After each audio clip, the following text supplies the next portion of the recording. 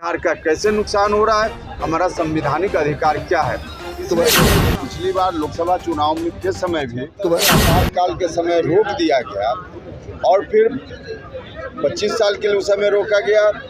2001 में 25 साल पूरा हुआ, फिर 25 साल के लिए रोक दिया गया। अब 26 में यह काम शुरू हो सकता है, लेकिन कुछ लोग इसके विरोध में बोलने लगे हैं, इसको शुरू नहीं होने देंगे। अब इससे हम लोगों का नुकसान बहुत ही ज़्यादा हो रहा है। बिहार के लोगों का, अगल बगल के राज्यों का नुकसान हो रहा है। संविधान की व्यवस्था के हिसाब से यदि परिसीमन का काम हो, जो होना चाहिए था, तो उसके आधार पर हमारी जो जनसंख्या है उसके आधार पर 40 की जगह कम से कम बिहार में 60 लोकसभा क्षेत्रों की संख्या हो सकती है।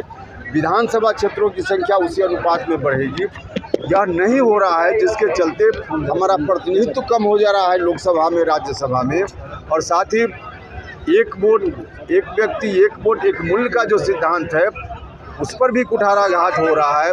साउथ के लोग लगभग 21 लाख लोग मिलकर एक लोकसभा में प्रतिनिधि भेजते हैं और हम लोगों के इलाके में लगभग 31 लाख लोग मिलकर एक प्रतिनिधि भेज पाते हैं।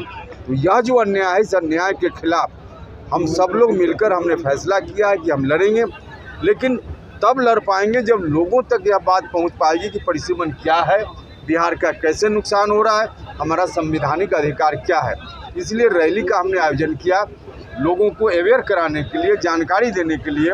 और मैं धन्यवाद देना चाहता हूं शाहबाद के सभी लोगों को कि बहुत ही ऐतिहासिक ढंग से सब लोगों ने अपनी उपस्थिति दी और रैली अद्भुतपूर्ण ढंग से सफल हुई। 30 मई को प्रधानमंत्री आने वाले हैं सर। प्रधानमंत्री जी आने वाले हैं 30 मई को।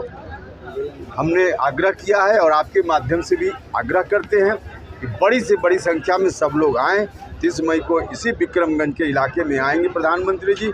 उनका स्वागत करने के लिए सब लोग आएँ, उनकी बातों को सुनने के लिए सब लोग आएँ। सर, आपने कहा कि पहले भी प्रधानमंत्री आए थे, लेकिन उनकी बातों को कोई नहीं सुना। इस बार भी अगर नहीं सुनेंगे तो किसको नहीं, अगर नहीं सुनेंगे कैसे। देखिए, पिछली बार लोकसभा चुनाव में के समय भी प्रधानमंत्री जी भी आए थे, माननीय गृह मंत्री जी आए थे, भारतीय जनता पार्टी के राष्ट्रीय अध्यक्ष जी का भी मैसेज था कि एनडीए के उम्मीदवार को सब जगह जिताना है, लेकिन उनकी बातों को भी कुछ लोगों ने नहीं माना, जिसका नतीजा हुआ कि इस इलाके में एनडीए का परिणाम बहुत ही गलत हो गया, उल्टा हो गया, अपेक्षा से विपरीत हो गया। अब अगर उसी तरह की बात फिर होगी कुछ लोगों के द्वारा, तो निश्चित रूप से विधानसभा चुनाव में इसका बहुत बड़ा नुकसान हो सकता है। इसलिए हमने कहा है कि पुराने अनुभवों को लेते हुए सब लोगों से आग्रह है कि सब लोग मिलकर प्रधानमंत्री जी की बातों को अवहेलना न करें, प्रधानमंत्री जो कहें उसको माने। बाकी एनडीए के हिसाब से सब लोग मिलकर जब एक साथ हैं तो एक साथ रहें। सर, ये परिसीमन को लेकर आप